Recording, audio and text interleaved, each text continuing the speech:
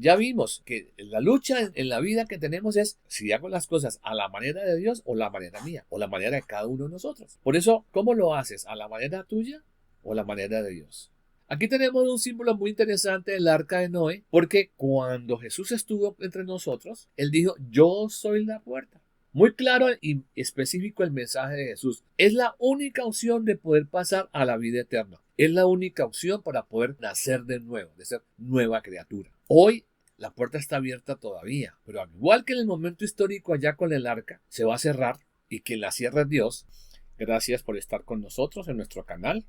Estamos muy agradecidos con el Señor y con ustedes por tenernos presentes en este estudio tan maravilloso que hemos estado durante largos meses y ahora estamos llegando a las conclusiones.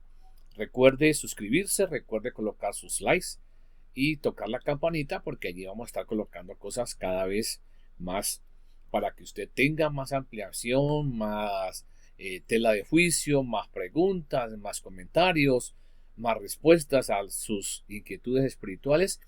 Y hemos comenzado un largo camino que pues obviamente terminamos esta primera etapa, pero seguiremos más adelante. Seguiremos con muchas más cosas. Bienvenidas, bienvenidos todos. Entonces, hemos llegado al momento de concluir. Este momento es bastante importante porque es la forma en que cada uno puede volver a recordar muchas cosas que ya estudiamos y que podemos enfatizar o afianzar según el caso, algunas de ellas que son tan fundamentales para la vida natural, una relación con Dios a la manera de Dios. Por eso a esta instancia ya hemos visto cumplidas todas las promisiones y todas las promesas que Dios ha hecho en su palabra, con respecto al libertador, con respecto al plan que Dios tiene o tenía con nosotros hasta llegar precisamente a la máxima provisión que ya todos sabemos cuál es, ¿cierto? Si usted no sabe cuál es, le invitamos a que revise todas las anteriores presentaciones, los estudios que hemos tenido y allí se va a dar cuenta cuál es la máxima provisión de Dios. Gracias por ustedes haberse dedicado a nuestro estudio, estar aquí cada semana mirándonos y enfatizando, aprendiendo y ojalá profundizando en la palabra de Dios para tener toda la cosmovisión de lo que Dios quiere en esta forma de vida. Por un tiempo y por esto hemos estado acá y queremos que este momento que es de conclusiones pues sea bastante enfático para nosotros y que nos traiga muchas satisfacciones, ¿cierto? Entonces, en Eclesiastés capítulo 3 versículo 1 dice, todo tiene su tiempo oportuno, ¿cierto? Todo tiene su tiempo bajo el cielo. En el español tenemos un problema, aquí nos quedó un poquito montada la diapositiva, pero vamos a arreglarla después. En el español no tenemos sino una palabra para tiempo, ¿sí?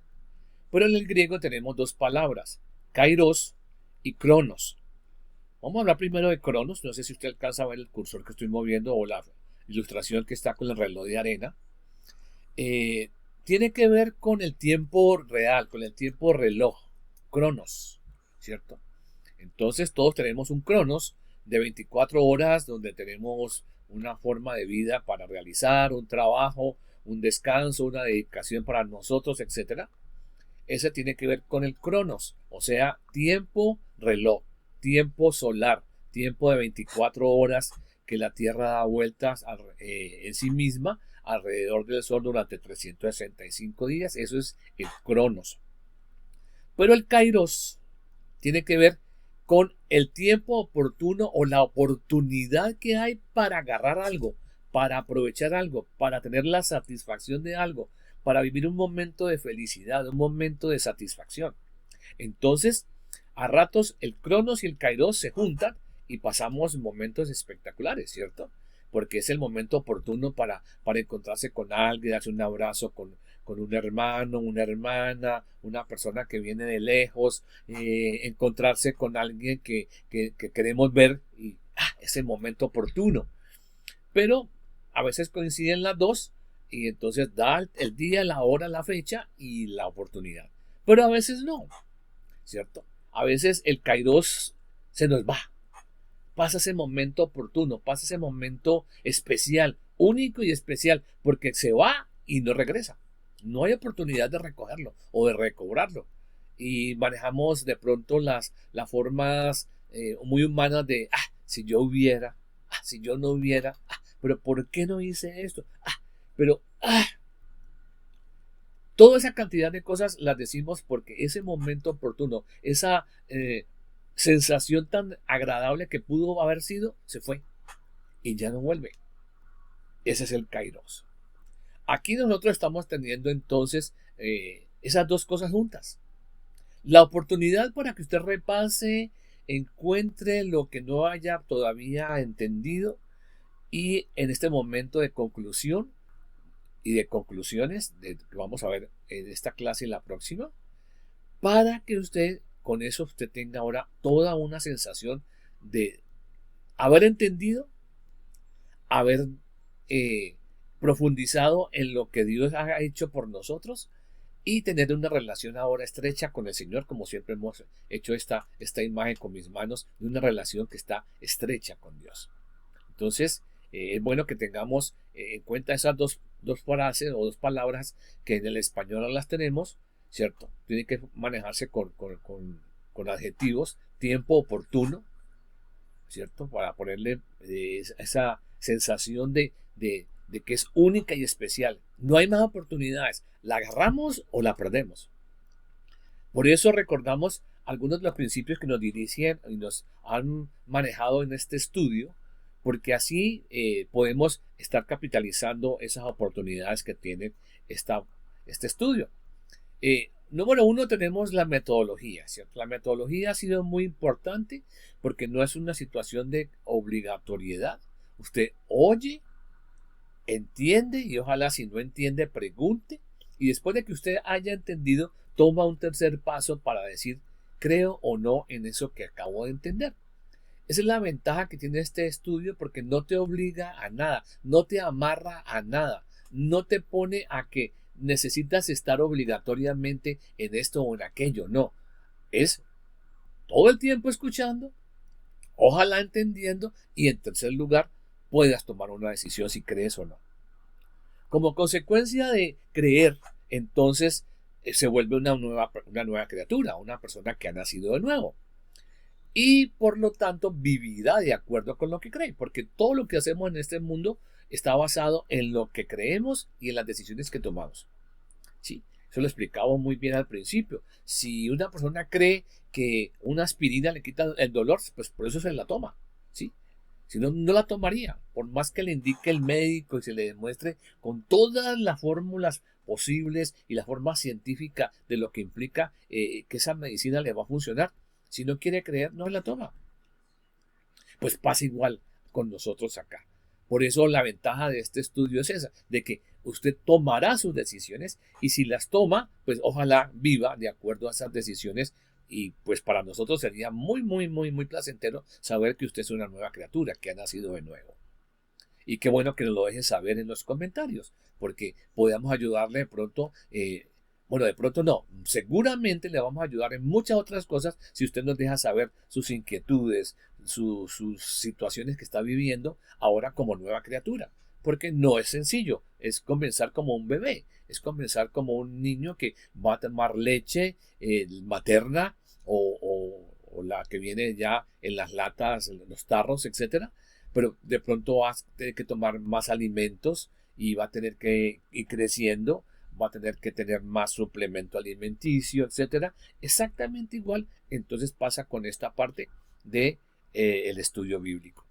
Por eso hemos tratado de seguir el ejemplo del apóstol Pablo, siguiendo con o manejando lenguaje muy sencillo, muy coloquial, muy colombiano, y perdónenme algunos de ustedes que son extranjeros que de pronto los términos que yo utilice no son tan populares allá o signifiquen otras cosas, pero pues pregúntenos para aclararles los significados porque sabemos que en nuestra Latinoamérica algunas palabras en algunos países significan otras cosas.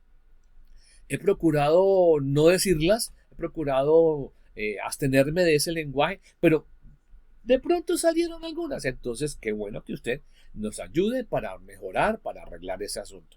Y como decíamos, hemos tomado el ejemplo del apóstol Pablo, y aquí espero que ustedes me ayuden, por favor, uno de ustedes. Ustedes que están allá pueden abrir su Biblia en Primera de Corintios capítulo 2 del 1 al 5 para leer cómo Pablo se presenta ante los corintios, que es el ejemplo que hemos tomado para nuestra clase. Tremendas palabras que el apóstol enuncia, ¿verdad? Tremendas palabras que está diciendo allí de la importancia de que el lenguaje sea sencillo, que sea fácil de entender, que sea la manera más lógica de poder llegar a un entendimiento y luego que ese entendimiento nos pueda llevar a tomar la decisión de creer o no. Y esa es la proposición que hemos hecho en todo este estudio hasta el día de hoy. Hemos seguido la historia en forma cronológica, el número 2, ¿cierto? En el orden desde el principio y en la manera de Dios, cómo Dios interviene en todo el proceso de la creación, en todo cómo hizo las cosas y también cómo ha propiciado todo el rescate con base a la situación que crearon nuestros primeros padres, Adán y Eva, al separarse de él. Por eso, este estudio de cimientos firmes es muy importante, porque nos lleva paso a paso en el proceso cronológico progresivo de cómo Dios ha hecho todo un plan para llevar a la humanidad hasta el Salvador, hasta el Libertador, hasta tener una relación nuevamente con Él, pero a la manera de Dios. Y eso es fundamental. Número 3. No tener el propósito de estudiar los pasajes bíblicos a profundidad, porque no era la motivación de este estudio. Más adelante vamos a estudiar en las otras etapas algunos pasajes y algunos libros en profundidad. Pero en esta no, porque era para llevar en el panorama todo lo que Dios ha hecho por nosotros para rescatarnos y que volviéramos a estar en esa relación íntima con Él. Por eso no profundizamos en los pasajes, pero más adelante veremos algunas cosas importantes de mucho de lo que hemos visto hasta ahora. En la segunda etapa veremos estos mismos episodios, pero ya con una profundidad totalmente diferente, porque ya se supone que estamos con personas que han nacido de nuevo. Y los que han nacido de nuevo, entonces necesitan ahora alimento mucho más nutritivo y fuerte. No se va a quedar con la papilla y con la lechita materna, sino que tiene que crecer en todos los aspectos. Por eso, en todo este trasegar de estos meses, hemos estado mostrando únicamente el mensaje de Dios con respecto a que la humanidad regrese a la relación que se perdió. Y eso pues nos ha llevado hasta la llegada del Salvador, el cumplimiento de la palabra del Salvador. Vamos a ver unas premisas fundamentales. En todo esto, la premisa número 1A, es la fe. Todo lo que una persona vive y desea está basado o se reduce a la fe, en un acto de fe. Aunque usted no lo quiera creer, todo usted está basándolo en fe. Por ejemplo, usted no revisó la silla que se sentó para estar en esta clase, ¿sí? Porque usted cree que la silla está buena. Por eso no la revisa. Eso es un acto de fe. Un acto de fe en un artefacto, en una cosa. Pero como todos tenemos fe, todos creemos en algunas cosas, el problema está en qué crees o en quién crees. Y esa es la gran diferencia. Por eso, en este estudio hemos enfatizado que creerle a Dios, el Señor, es lo mejor que puede pasar. Porque todos creemos en cosas.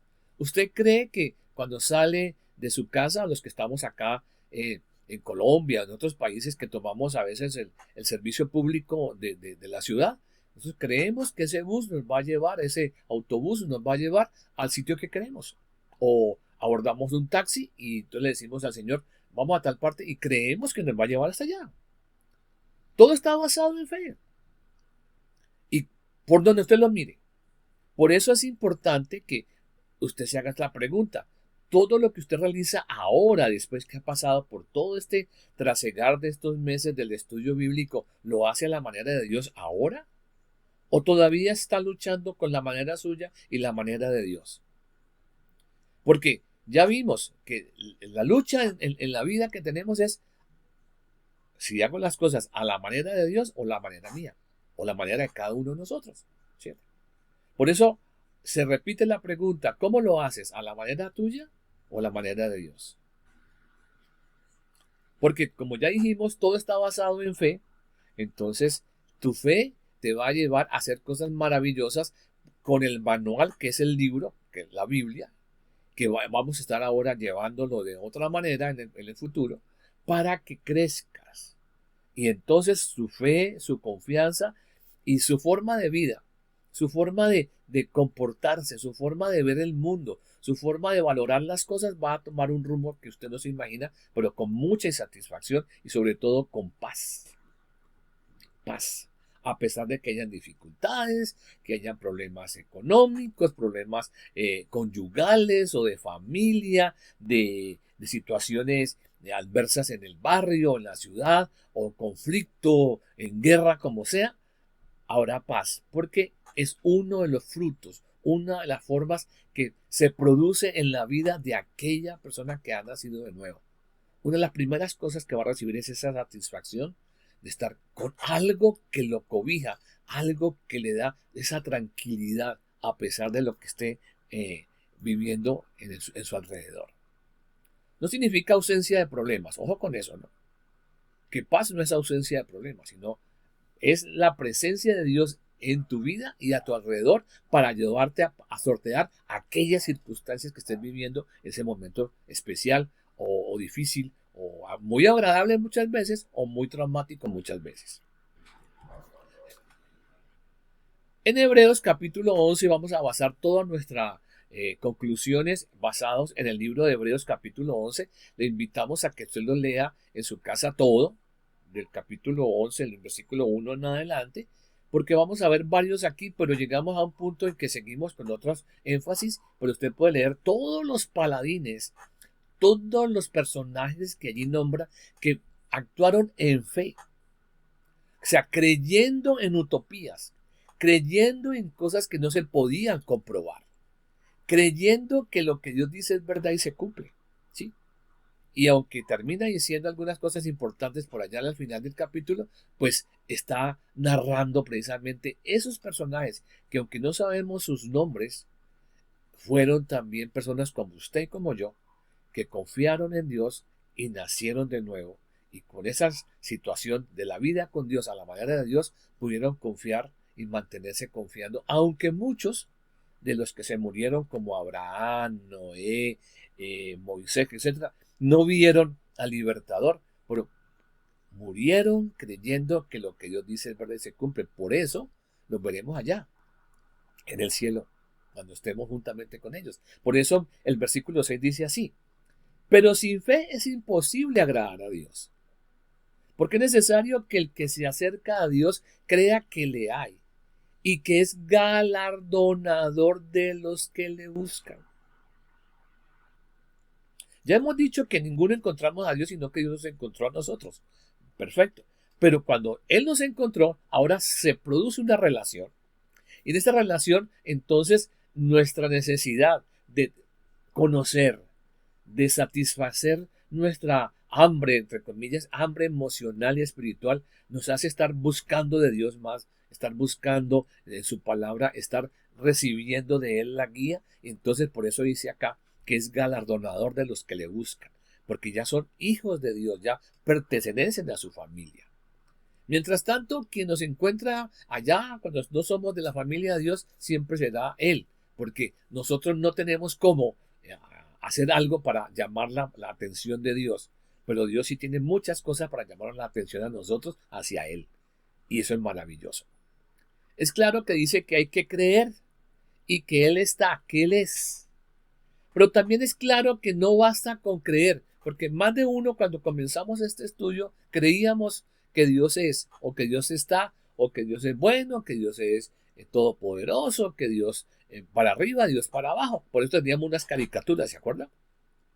Unas caricaturas que habíamos creado nosotros porque escuchábamos de Dios a favor y en contra en circunstancias de toda índole. Pero aquí hay algo que se enfatiza. Por eso, miren lo que dice el siguiente versículo. En Santiago capítulo 2, versículo 19 dice, ¿tú crees que hay un solo Dios? Pues muy bien, pero eso lo creen también los demonios y tiemblan. Usted tal vez nunca había leído este versículo, no lo ha tenido en cuenta, pero léalo otra vez despacio. ¿Tú crees que hay un solo Dios? Sí, sí, claro, yo creo. Si saliéramos a hacer una encuesta en este momentico, toda la gente, la mayoría de la gente que le preguntáramos dice, sí, sí, sí, yo creo en Dios. Pero aquí dice, ojo, pues muy bien, pero eso también lo creen los demonios. Y no solamente lo creen, sino que tiemblan. El ejemplo es muy claro. ¿Por qué los demonios creen en Dios? Pues porque ellos eran ángeles antes, cuando estaban allá en el cielo en el principio, y se dejaron influenciar por Lucifer, y cuando fueron expulsados del cielo, junto con Lucifer, que ahora se volvió Satanás, entonces ahora son demonios. ¿Sí? Están siendo enemigos de Dios y de toda la naturaleza y de toda la creación de Dios. Ellos sí conocen a Dios de primera mano, porque estuvieron allá en la presencia de Dios. Ahora, ¿por qué creen y tiemblan? Porque saben que Dios es veraz, o sea, siempre dice la verdad, y que lo que Él ha prometido lo va a cumplir. Por eso ellos están ahora temblando, porque no tienen posibilidad de arrepentirse, no tienen posibilidad de arreglar nuevamente su situación con Dios. Además, tampoco quieren, porque no quieren someterse a la voluntad de Dios. Cuando nosotros tomamos la decisión de creer que lo que Dios es y que su palabra en verdad se cumple, nos sometemos a la voluntad de Dios. Por eso no basta con creer que Dios es, como mucha gente piensa, ah, no, sí, sí, Diosito para arriba, Diosito para abajo, no sé qué, y ta. Pero hay que ir más allá, porque eso es lo que hemos estudiado durante todas estas semanas que hemos estado acá. Reconocer que Dios es espíritu, que Él es el creador, desde la nada ha hecho todo con su palabra, que no necesita de nada ni de nadie para vivir. Por eso cuidado, porque a veces decimos cosas que no tienen sentido. Por ejemplo, cuando alguien se muere, es que Dios lo necesitaba. No, Dios no necesita de nada ni de nadie. Dios se lo llevó. Dios, no. Hay que empezar a limpiar nuestro vocabulario de frases que ponen a Dios en unas condiciones que no son. De ahí que se forman las caricaturas que hablábamos ahora. Entender que Dios lo sabe todo, que todo lo puede, que tiene un infinito amor y misericordia para su creación y para nosotros que somos la máxima creación. Pero ese amor y misericordia es tan grande y majestuoso, pero también exactamente el mismo tamaño, para llamarlo de alguna manera, del amor y la misericordia, así mismo es la justicia. Por eso Él va a darle a cada uno lo que se merece. En todo lo que hemos estudiado durante estos meses, nos hemos dado cuenta de sus juicios. Nos hemos dado cuenta de que Él toma su justicia y tiene que ejecutarla porque es veraz. No deja las cosas a la ambigüedad, no deja a la permisibilidad nada. Dios no permite nada. Él lo establece y con base en ese establecimiento actúa. Por eso, aunque Él nos ama grandemente, también utiliza sus juicios. Y también va a prometer y va a cumplir, porque es justo. Nunca dice algo por decirlo, no es mentiroso. Recuerde que la tarea de Satanás es colocarnos a nosotros a pensar que Dios es mentiroso porque ves que no te ha cumplido, ves que tal cosa, ves que tal otra, porque queremos manejarlo a nuestra manera. Y eso hace muchas veces que la gente se decepcione, porque no ha entendido el proceso con Dios. Por eso, si usted no lo ha entendido, le invitamos a revisar todos los estudios desde el principio, en forma cronológica, por favor. No se salte de uno a otro porque pierde mucho el hilo. Además, le van a quedar unos huecos tremendos del conocimiento de lo que Dios ha hecho por nosotros. Vaya en la secuencia para que tenga ese mensaje tan maravilloso. Muy bien, vamos a las conclusiones. Como les dije anteriormente, vamos a trabajar en el libro de Hebreos, allá en el Nuevo Testamento, y muchos de ustedes conocen ese versículo 1 y lo han repetido muchas veces, pero posiblemente no le han dado la profundidad que merece, ¿sí? Porque lo estamos diciendo como simplemente, es como un evento mágico, pero aquí no, aquí quien habla, o quien promete, o quien dice lo que va a suceder, siempre lo cumple. Por eso, confiar en Dios es estar totalmente seguro que uno va a recibir lo que espera. Es estar convencido de que algo existe aun cuando no podamos verlo.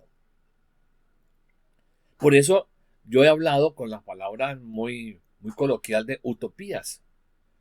¿Se acuerdan la utopía número 1 con con Adán y Eva? Nada se moría. No había cómo comprobar qué es morir. No había nada que pudiera dar un referente, un ejemplo, una ilustración de qué es morir. Era creer o no. Y ahí está precisamente entonces esta definición de Hebreos 11.1. Aquí vamos a ver entonces, como ya dijimos, todo está sostenido en la fe. Vimos cómo Dios creó la humanidad y creó la máxima creación acá en la tierra, que fueron los humanos, o nosotros los humanos. Él y ella no se llamaban todavía Adán y Eva. Los nombres vienen después, cuando ellos cometen la equivocación tan grande que hubo. Ellos deciden dejar de escuchar la voz de Dios y al hacerlo, Dios se ve obligado a cumplir con su justicia. Y ellos estaban ya advertidos. Por eso, mucho cuidado, porque ahora que usted ha estado en nuestro estudio y ha entendido muchas cosas, necesita seguir escuchando la voz de Dios. Porque cuando dejamos de escuchar la voz de Dios, llegan otros ruidos, otras cosas. Todavía posiblemente hay pequeños rezagos de la caricatura. Todavía no se ha borrado completamente. Toca volver a repasar con el borrador espiritual para quitarnos toda esa cantidad de cosas que teníamos en la cabeza y nos vuelven a llevar a la confusión, a la duda, a caer en trampas, que fue lo que pasó con Adán y Eva. Al dejar de escuchar la voz de Dios, podemos caer en trampas. Por eso la importancia de que usted siga en los procesos que queremos continuar con ustedes. Del fruto del árbol de la ciencia del bien y del mal no se debería comer, porque eso daría la muerte. Ahora, como ya dije, la muerte no tenía un referente para decir qué es muerte.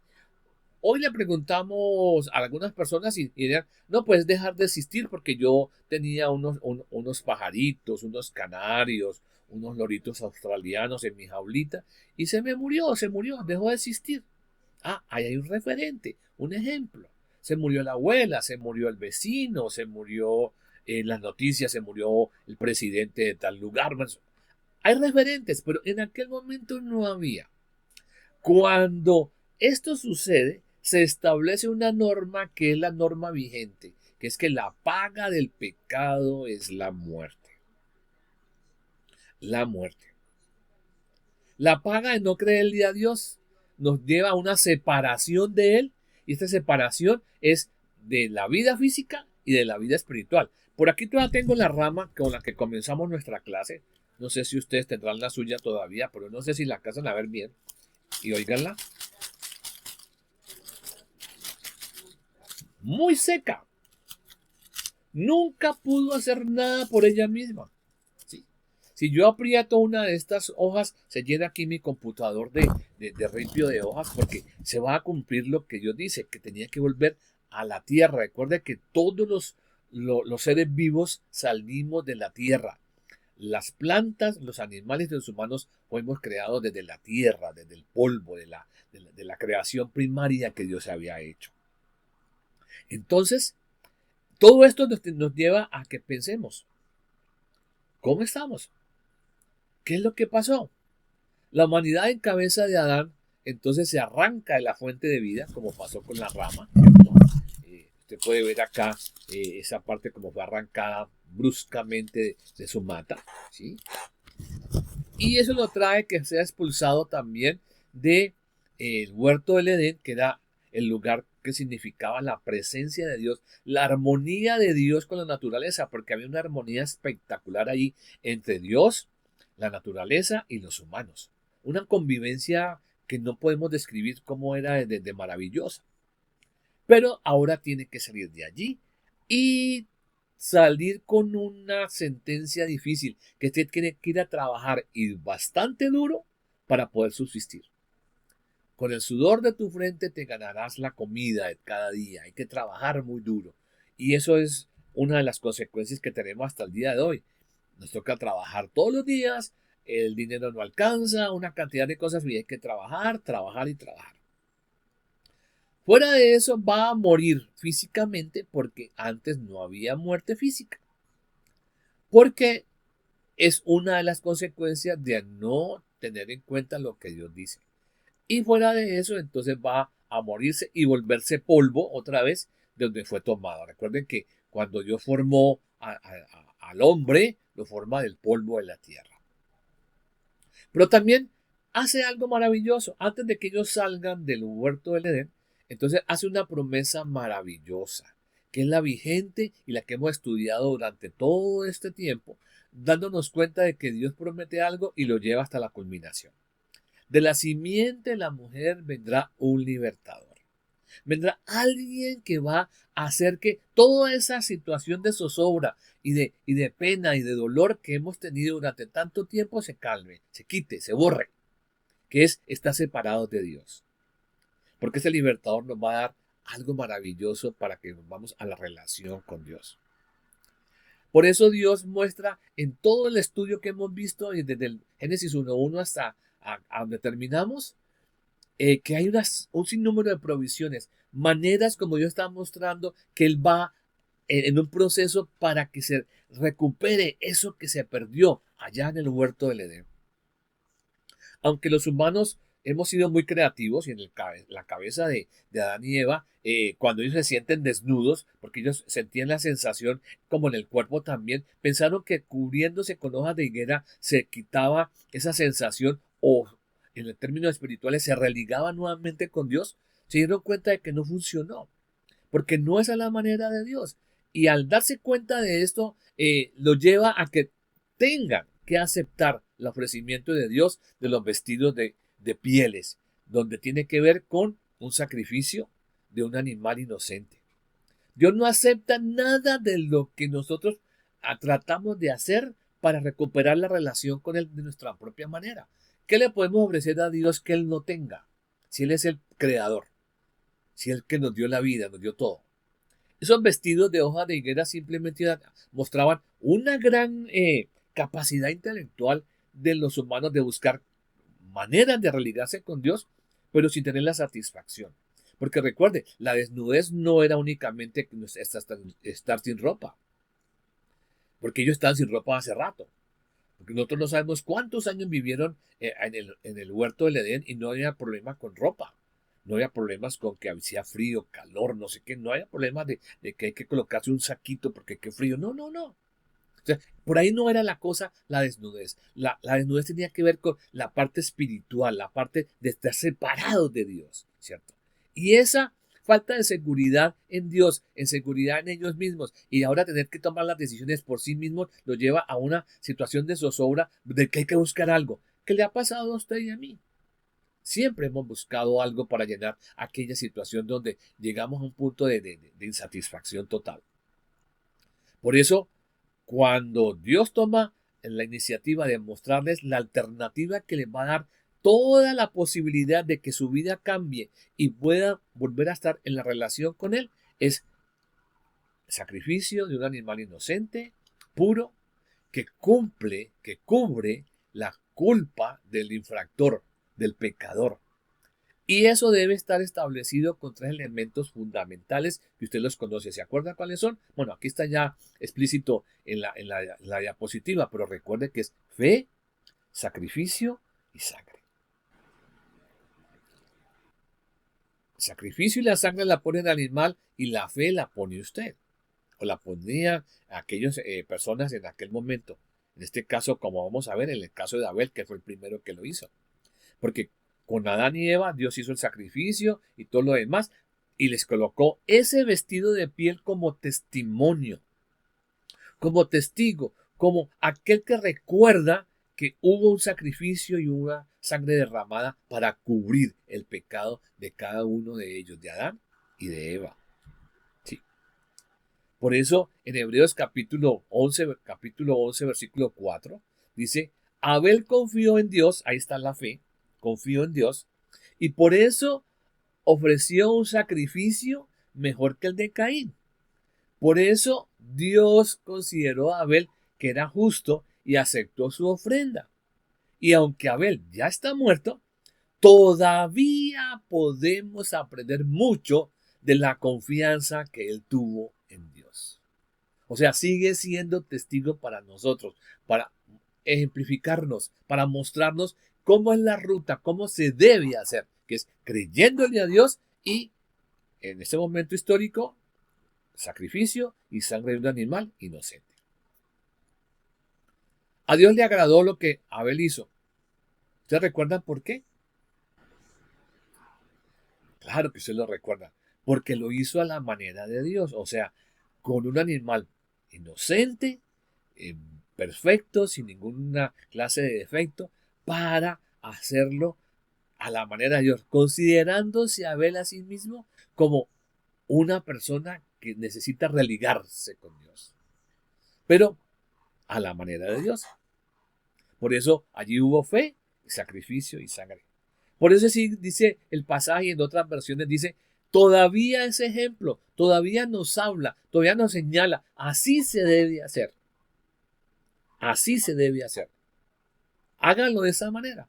No como Caín, que pensó que podía ganar con base a mucho esfuerzo, con base a mucho trabajo, con base a las maneras muy creativas que pudo haber tenido, pero no son la manera de Dios. Como tal vez algunos de nosotros hemos hecho ya. Espero que de aquí en adelante tú no hagas más de esas cosas, ¿no? Ojalá que no. En el versículo 7 entonces nos sigue mostrando en Hebreos a Noé. Noé confió en Dios y por eso cuando Dios le avisó que sucederían cosas que todavía no podían verse, obedeció y construyó un barco para salvar a su familia. Por su confianza en Dios, Noé recibió las bendiciones que Dios da a todos los que le obedecen. También por su confianza en Dios, no hizo que la gente de ese mundo fuera condenada. Usted recuerda la historia de Noé, si no le invitamos a que mire las clases que tenemos allá, el estudio sobre Noé con los detalles para que tenga muy claro todo esto. Noé cree y confía en Dios. Mire que parece que es como una redundancia creer y confiar, pero esas palabras aquí son muy fundamentales.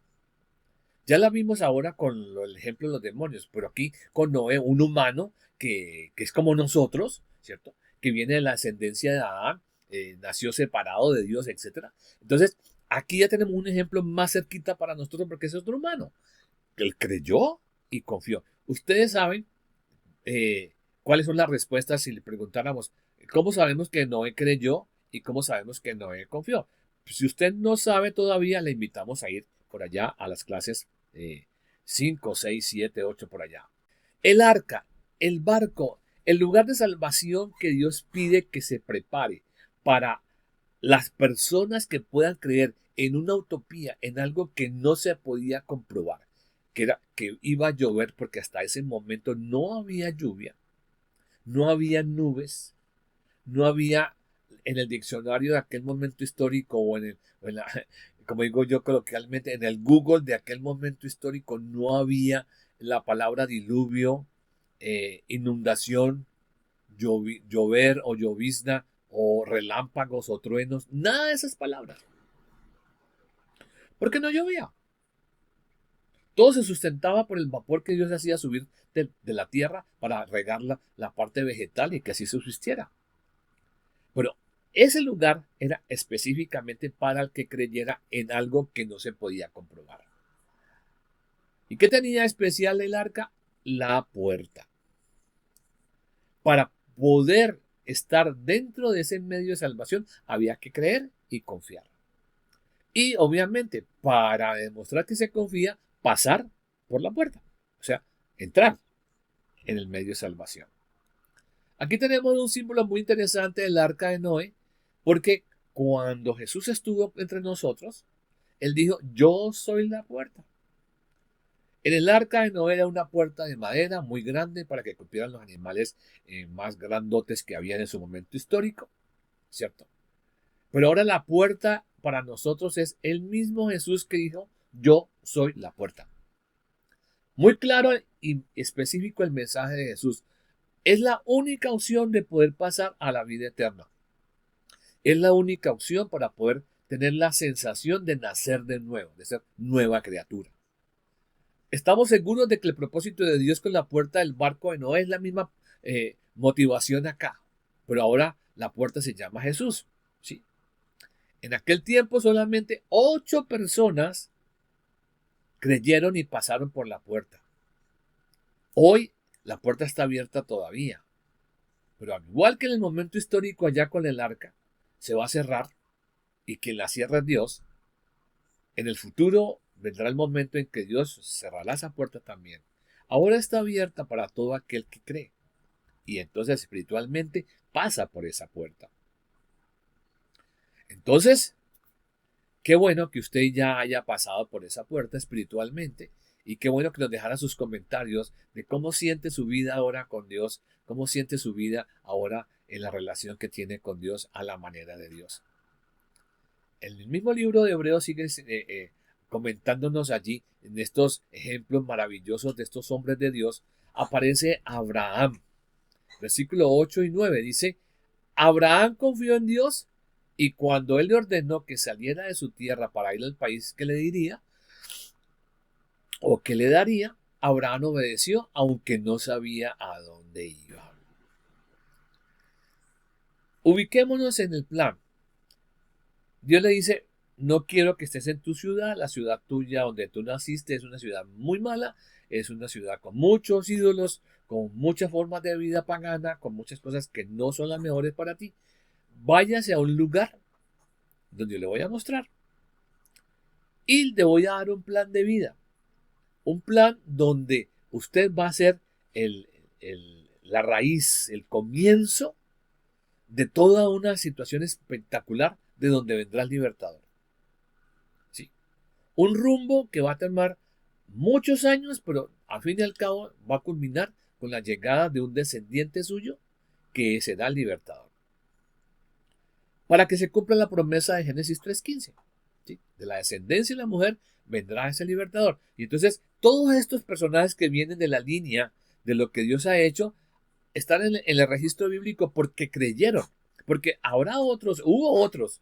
En el caso de Noé, usted puede leer capítulo 4, 5, 6 de Génesis, se va a dar cuenta que Noé no sale de la nada. Noé tiene una familia, tiene unos hermanos, unos primos, unos tíos, etcétera. Pero ellos no están en la línea de los que creen. Y entonces aquí sigue la línea por los que creen, en este caso con Abraham.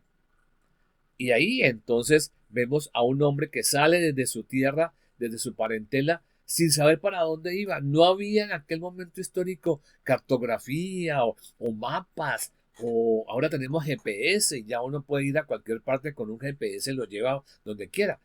Pero en ese momento era, siga caminando hasta cuando yo le diga, ahí, hasta ahí.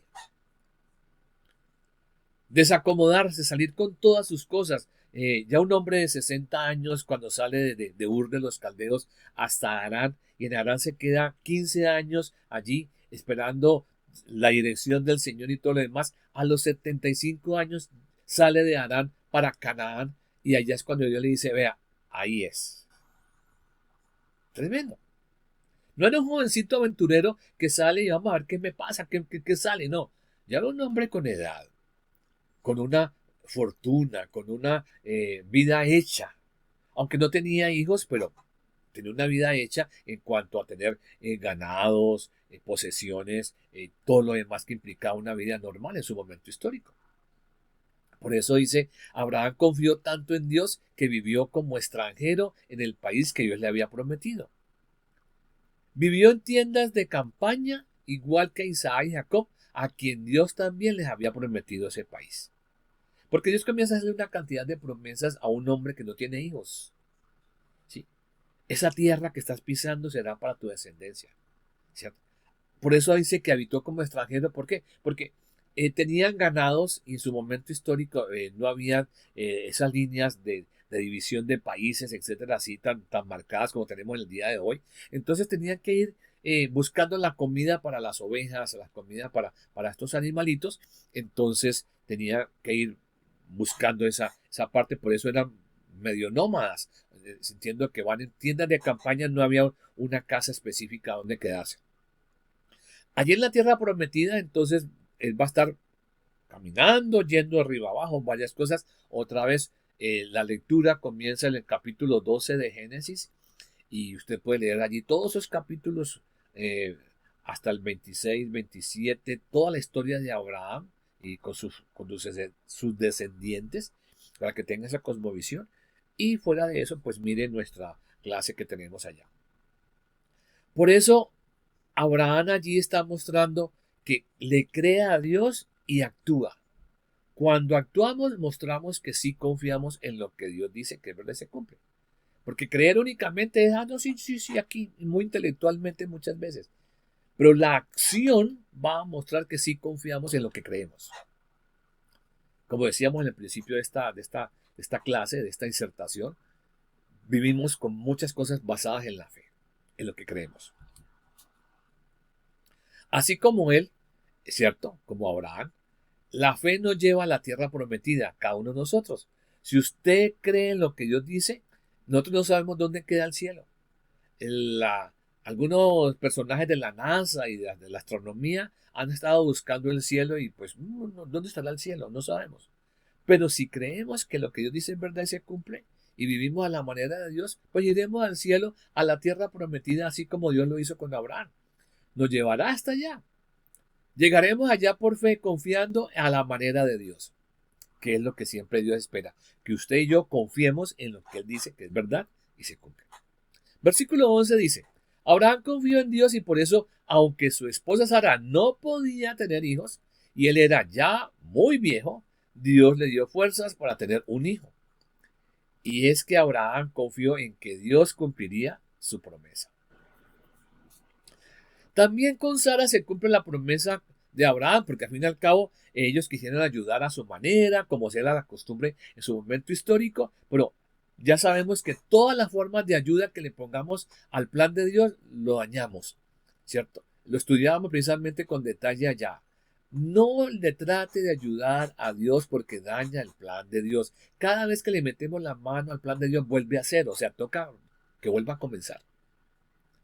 Y ahora que usted está escuchando esto, posiblemente recuerda tantas cosas que usted ha comenzado, pero, o que Dios ha comenzado con usted mejor, pero que usted le metió la mano porque se está demorando mucho, no llega a tiempo, hagámosle una enmendadura al plan, aumentémosle algo al plan, vuelve a cero.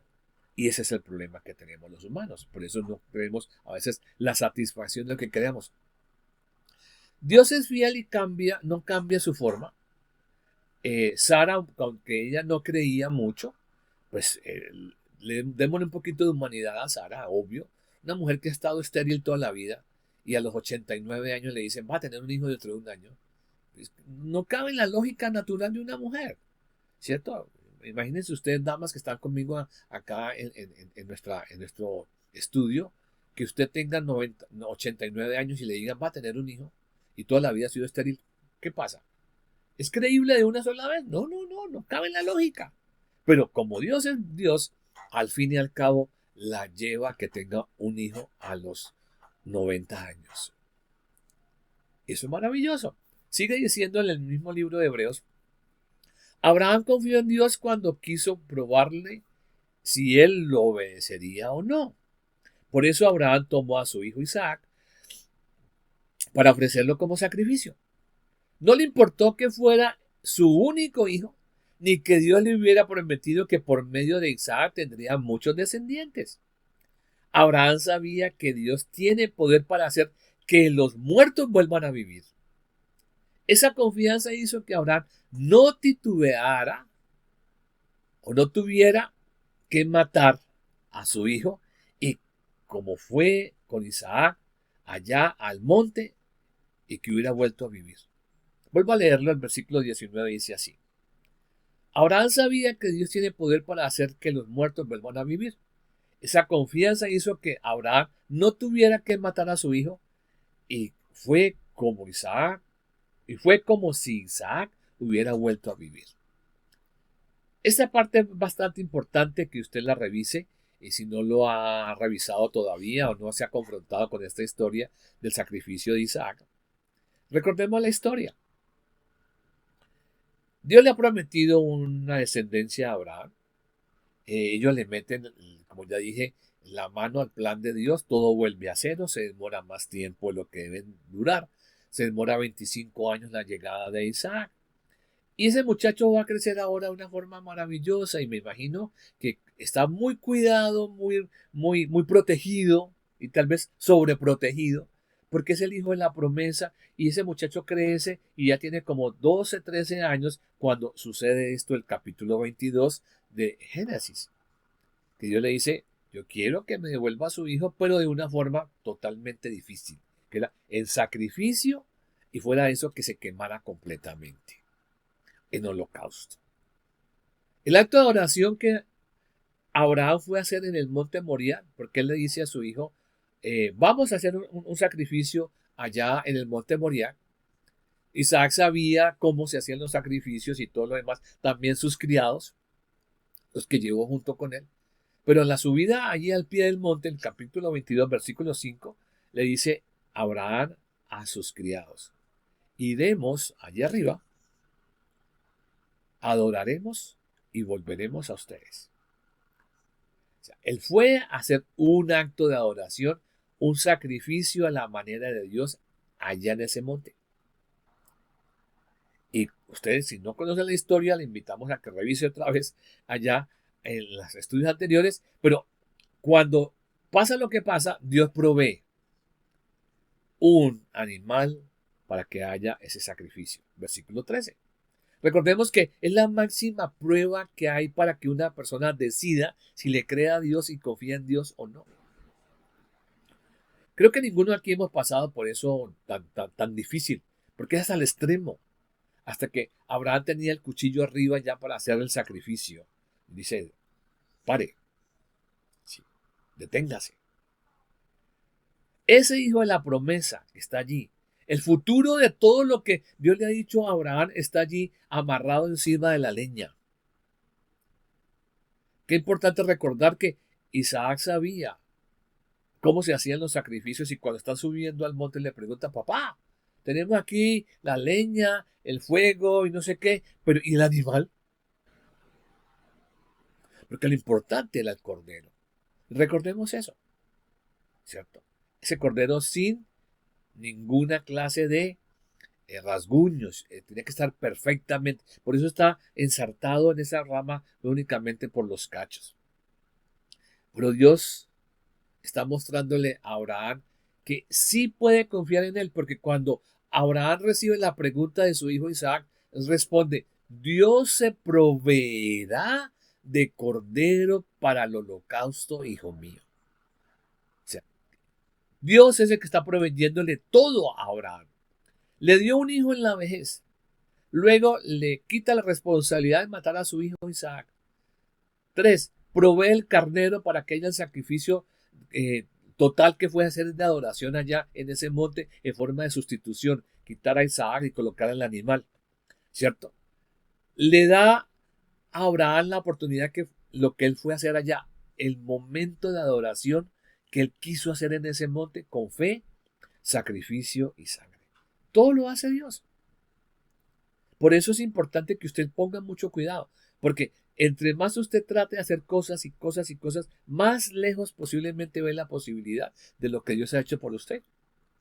Porque todo lo hace Dios. Miren lo que pasa con este caso de Abraham e Isaac. Pero también sigue la historia. Después de que Isaac ya tiene esposa y todo lo demás, tiene 2 hijos, Jacob, y Jacob tiene 12 hijos varones y uno de ellos es el preferido que se llama José. Estos 12 hijos varones van a ser los jefes de las tribus de Israel, que hasta el día de hoy siguen llamándose así, los tribus de Israel, o sea, los 12 nombres de los 12 hijos de Jacob. Este hombre joven, José, es preferido por Jacob, le pasan muchas cosas, porque es un muchacho que es preferido, tiene algunas ventajas sobre sus demás hermanos, Pero ellos le tienen mucha ira, mucha envidia, mucha situación de bullying, como decimos ahora. Y sus hermanos lo venden como esclavo. Allá en la esclavitud tuvo problemas con la esposa del jefe, del amo. Ella lo acusa y lo mandan a la cárcel como un presidiario. Pero menos mal no fue una cárcel común y corriente, sino a la cárcel de los personajes que venían del palacio del faraón. Y luego de allí sale de la cárcel para ser el gobernador de todo Egipto. José, cuando estaba allí en su papel de gobernador, ya ha traído su familia nuevamente allá a vivir a Egipto, porque estaban en los años de escasez. Por la voluntad de Dios, Dios le muestra que él, el pueblo de Israel, el pueblo que él representa allí como gobernador en la tierra de Egipto, va a salir de allí, de esa esclavitud. Porque ellos están muy bien durante unos 300 años. Pero llega un faraón nuevo y se escandaliza de ver los hebreos, los judíos, perdón, los israelitas tan numerosos y los esclaviza. Pero ahí está todo el proceso. Sigue todo el proceso hasta que llegan a la tierra prometida, porque la promesa de Abraham sigue vigente. La promesa a Abraham, a Jacob y a Isaac. En tu descendencia serán benditas todas las familias de la tierra. Así sucede hasta nuestros días, porque Dios lo que promete, lo cumple. Sí. Faraón entonces, en su preocupación por el crecimiento demográfico de los israelitas, manda a matar a todos los varoncitos que nazcan. Y como las nodrizas no hacen eso en el momento del nacimiento, entonces envía a que busquen a los niños y los que no puedan matar de alguna manera los tiran al río Nilo. Y entre esos está un niño muy importante que se va a llamar Moisés y que es de mucha importancia para nuestro estudio, ¿sí? Porque Moisés va a tener una relevancia tremenda. Ya la familia, una tribu de levitas, tienen su bebé, lo esconden por 3 meses y durante este tiempo, pues el niño está cuidado que no llore, que no haga ninguna cosa para que no lo vaya a matar la gente o los soldados. Y ya no pudiendo tenerlo más, entonces pasa lo siguiente, dice el versículo 23.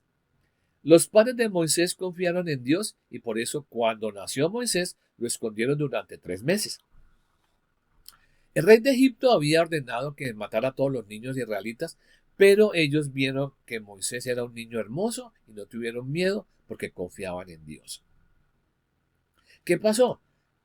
Lo ponen en una, las mamás se inventa una forma de poner al niño en el río Nilo, entre los carrizales, que no se lo lleve la corriente, a su hermana que lo cuide, y ese día coincide entre las diosidencias que decimos, Dios allí llevando a la hija del faraón, encuentra al niño y lo va a adoptar. Al adoptarlo, entonces ya nadie puede matarlo, nadie puede tocarlo, porque ahora es el hijo de la hija del faraón. Es una adopción que ha tomado allí por este niño. Todo esto está pasando y todos conocemos la historia, que ese niño cuando ya estaba grandecito es que lo llevan entonces al palacio y al estar en el palacio pues se vuelve un faraoncito porque se supone que es el nieto del faraón que en el futuro posiblemente sería un faraón, pero Moisés sabe que no es de los egipcios. Vamos a dejar aquí esta primera parte de las conclusiones para que usted, si no ha tenido todavía la cosmovisión de todo esto, esta semana pueda repasar algunos de los aspectos que hemos visto y la próxima semana continuamos entonces con esta historia y seguir con nuestras conclusiones que hemos traído hasta ahora. Y con esto tendríamos todo el proceso de las 32 lecciones que les prometimos que tendríamos desde el principio. Entonces Dios les bendiga, que estén bien, que Dios les guarde y nos vemos en la próxima semana si Dios nos presta la vida. Chao, chao.